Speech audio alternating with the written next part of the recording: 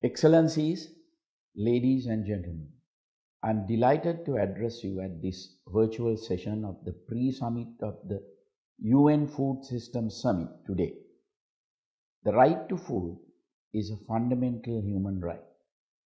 Even as governments act individually to safeguard this right for their people, they must broaden their understanding of the complexities of the global food system.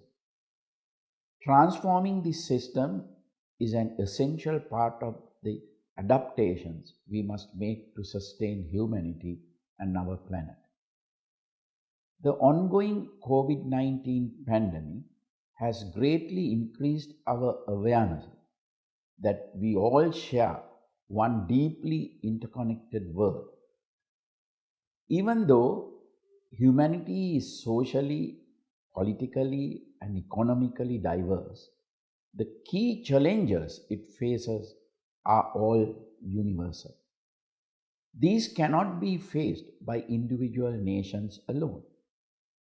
They must be addressed collectively if they are to be overcome. Decisive, urgent, multilateral action is needed for us to ensure world food security.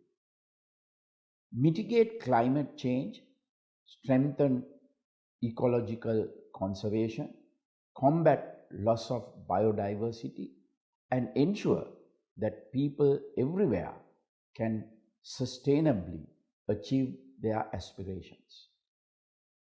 The challenges ahead are daunting. However, governments must be unwavering in their resolve to overcome them. In April of this year, Sri Lanka banned the import of artificial fertilizers, pesticides, and weedicides. This decision took into consideration broad ecological concerns as well as clear and present public health concerns. Over the course of many decades, Sri Lanka had become overly dependent on artificial fertilizers and agrochemical for its produce. Decades of overuse led to excess fertilizer and agrochemicals contaminating the land and seeping into the groundwater. This worsened environmental degradation, water pollution, and caused increased greenhouse gas emissions. It also led to widespread chronic health problems in the country's farming heartland and contributed to increased incidence of non-communicable disease amongst the public. My government's decision to ban artificial fertilizers and agrochemicals was in response to these serious issues.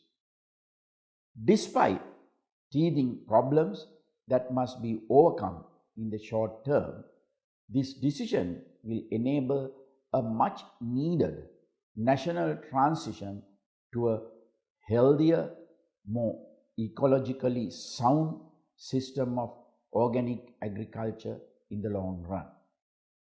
My government will support our farmers and agribusinesses as this transition takes place. We also greatly welcome the support of the international community in this endeavor. Sri Lanka has a rich agricultural heritage deeply entwined with its ancient hydraulic civilization that spanned thousands of years. Sustainable organic agriculture is not new to us, but a historic practice we seek to revitalize with new scientific advances and management techniques in collaboration with our partners. We invite multilateral organizations, governments, climate funds, technical bodies and experts, and businesses to help strengthen domestic production capacity of organic fertilizer, farming, and exports through knowledge sharing, technology transfer, and investment.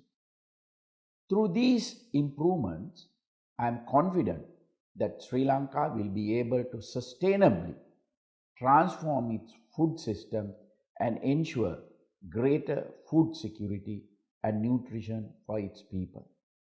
Sustainable agriculture, food security, and nutrition are key to achieving the UN's Sustainable Development Goals for 2030. That these goals were unlikely to be achieved on time even before the COVID-19 pandemic is a matter of great concern. In this context, the vital work of the Committee on the World Food Security in driving global policy, convergence on these critical issues is very commendable and must be encouraged. In concluding, I hope that Sri Lanka's example will help inspire more countries to take the bold steps required to sustainably transform the world food system to ensure food security and nutrition for our future generations. Thank you. The News Reporter. වාරණයෙන් තොර අපක්ෂපාතී වාර්තාකරණය.